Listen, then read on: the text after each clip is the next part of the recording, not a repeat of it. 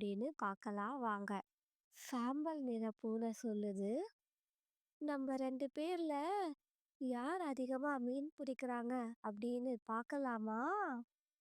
அப்படின்னு சொல்லுது.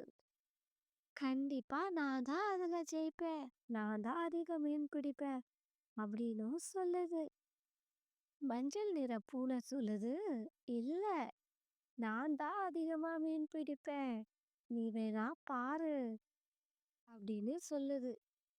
அப்படி நீயா நானா அப்படின்னு சாம்பல் நிற பூனையும் மஞ்சள் நிற பூனையும் போட்டி போட்டு தண்ணியில தூண்டில போட்டு மீன் பிடிக்க ஆரம்பிச்சிட்டாங்க. சாம்பல் நிற பூனை மிகவும் சந்தோஷமா இருந்துச்சு.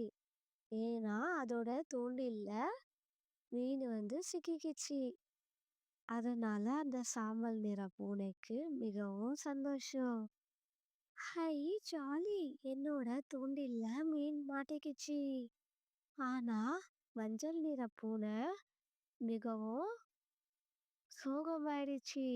அதோட தூண்டில்ல எந்த மீனுமே மாட்டலன்னு.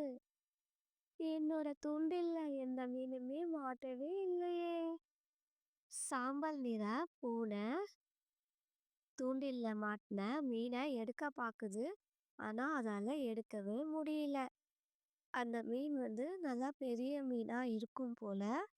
அதனால அந்த சாம்பல் நிற பூனையால எடுக்கவே முடியல. ஐயையோ! என்னால மீனை எடுக்கவே முடியலையே! என்ன பண்றது தெரியலையோ!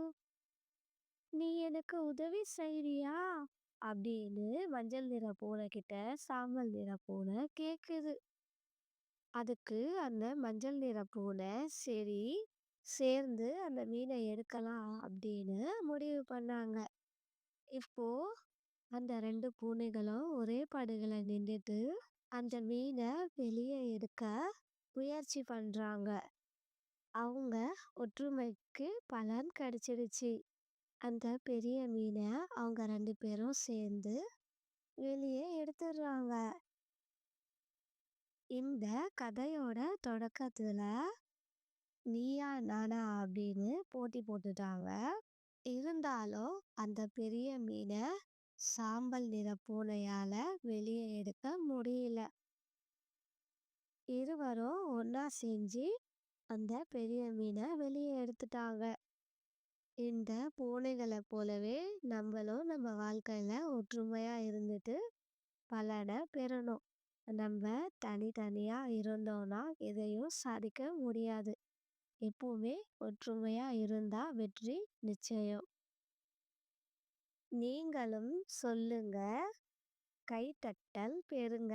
நீங்களும் இந்த மாதிரி கதை சொல்லி கைத்தட்டல் பெறுங்க. இந்த படத்தை பார்த்தோன்னே உங்களுக்கு என்ன தோணுதோ அதை எடுத்து நீங்க கதையா சொல்லலாம். கதை பாடங்களை உற்று நோக்குங்க, நிகழ்வை கூறுங்க. என்ன பசங்களா, உங்களுக்கு இந்த கதை புரிஞ்சுதா? இந்த கதையோட நோக்கம் என்னன்னு இப்போ உங்களுக்கு புரிஞ்சிருக்கும். கண்டிப்பா நீங்களும் ஒற்றுமையா இருங்க. நீயா நானா அப்படின்னு சண்டை போடாதீங்க.